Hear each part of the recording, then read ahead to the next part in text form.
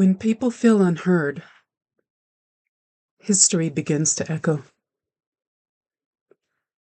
Across our cities, voices have risen in unison. No kings, they chant. What began as a spark in June has now swelled into millions taken to the streets from Los Angeles to Washington. The second wave of protests, larger and more determined. Even little teeny towns and red states joined the fight. This isn't just about policy anymore. It's about principle. It's about America's soul. This movement is not built on hate. It's built on heartbreak. The heartbreak of watching democracy unravel before our very eyes. The No Kings protests remind us that we were never meant to serve a ruler. This nation was forged on a promise of equality, freedom, and accountability, and yet those promises are slipping further and further away. Please revisit the American Revolution. Why did we have a revolution? Why did the people revolt against a king?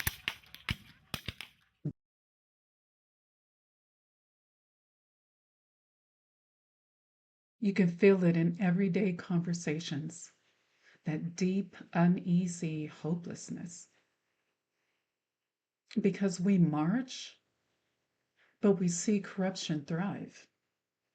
We speak, and then they retaliate. We organize, and then they brand us as enemies. But hopelessness isn't failure. It's a sign that we care. It's a sign that we still believe change should be possible. Americans aren't asking for chaos. We're asking for restoration. Actually, we're demanding it.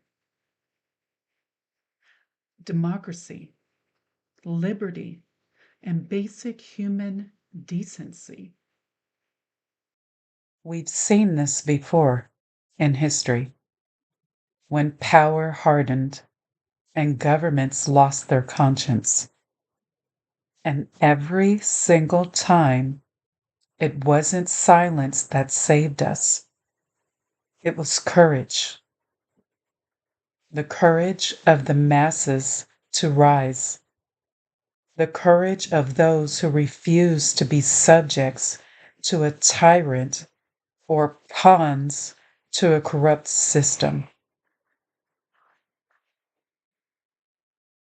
People once overthrew kings because kings forgot who they served. Today, our struggle is no different. It's the same fight wearing a different hat or face. This isn't about left or right. It's about right or wrong. It's about the people reclaiming what was stolen: truth, justice, and fairness.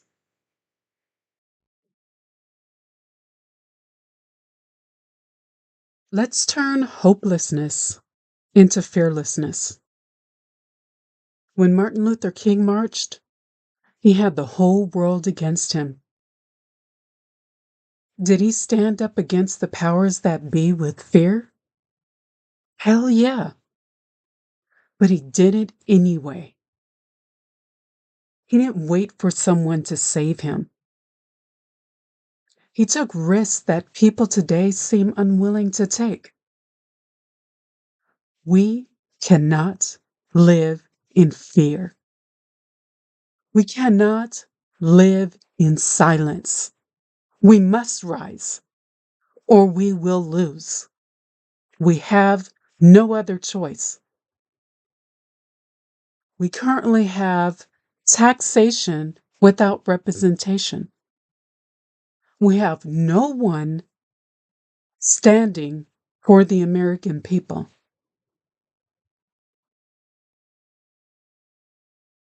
Is this a test, I wonder? Because if so, how would you grade Americans in their power to stand up against those that seek to oppress us? So here's the truth. We can't wait for saviors. We are the saviors. No one is going to save you. If you're looking for a savior, go stand in the mirror, and you'll be looking right back at your savior. Your savior is you. We are the hands that form democracy, the voices that uphold liberty, the hearts that beat for freedom. The system may try to divide us by race, religion, ideologies, but unity is the antidote.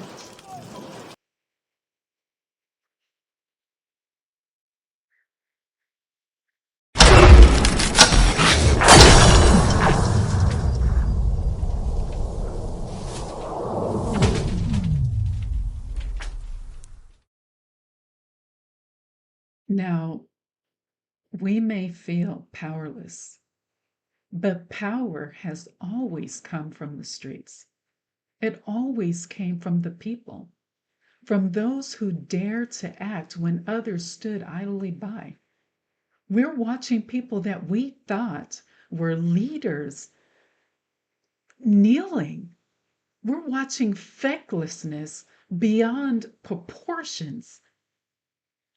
A protest is not the end. It is actually just the beginning. A reminder that democracy lives only when we defend it. So don't stop marching. Don't stop organizing. Don't stop believing that courage, fueled by passion, can still move mountains. We're not subjects, we're citizens. We are not silent, and we will not live under kings.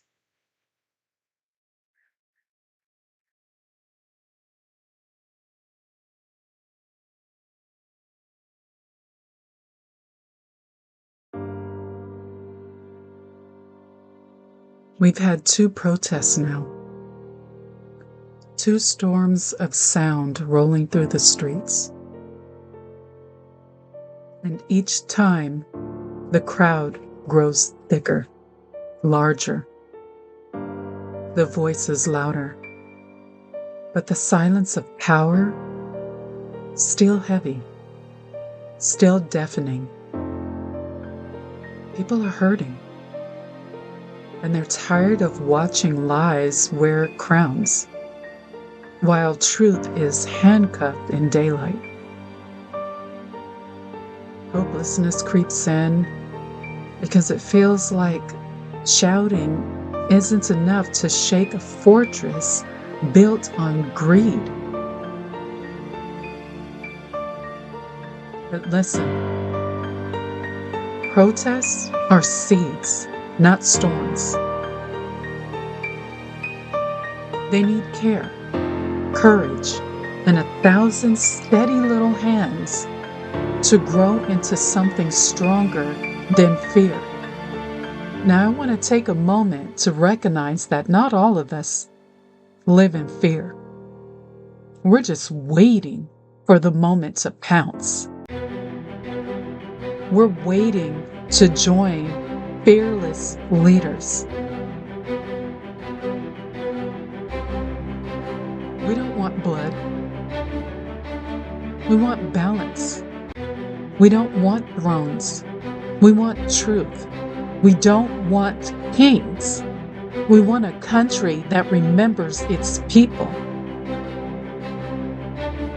America's heart is aching for restoration, for integrity, for rights, for voices, for liberties, for freedoms, for the chance to speak, for voices that no longer tremble. What the people want is simple: freedom without fear, justice without a price tag, democracy that doesn't bow to any man.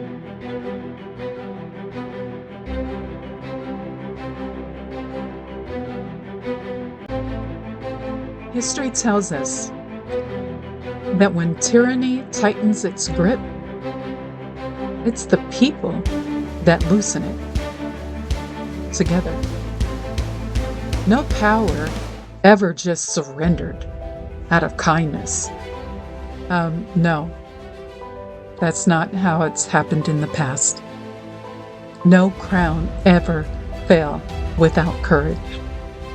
And courage is what's left when all the comfort is gone. When you lose everything, you have nothing else to lose. But do we want to wait until we get to that level? This is determined to be a municipal assembly. You must disperse the area. So rise, rise, rise, organize with purpose, build with love. Let your resistance be your revolution, not built on rage, but built on reason, not fueled by destruction, but by discernment. Because the point is not to burn the house down, but to rebuild the home together. We rise for unity. We rise for students drowning in debt, for the worker who can't afford medicine, groceries, rent, to buy a car, to buy their basic necessities, for the journalists who are silenced by truth, for the voices they called radicals when all they asked for was fairness. And here's the truth that they don't tell you. The real weapon has always been we. We who refuse to look away. We who still believe that peace has power. We who love our country enough to save it from ourselves. So stand tall. Speak loud. Lift one another higher than ever imagined possible, because unity, that's what topples kings. Compassion, that's what restores nations. And courage, that's what reclaims tomorrow.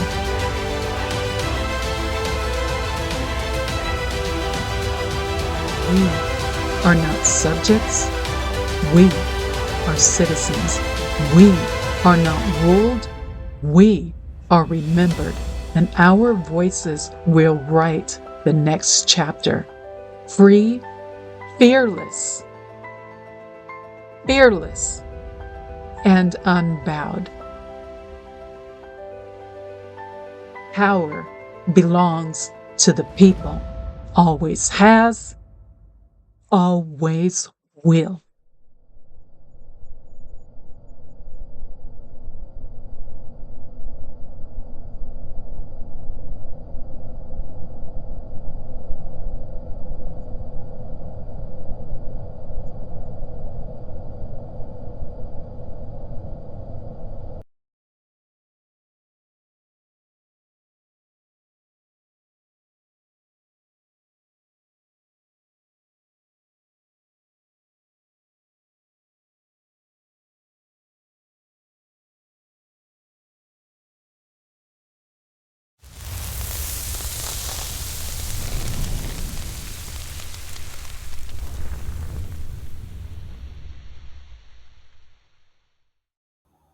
Thank you for watching.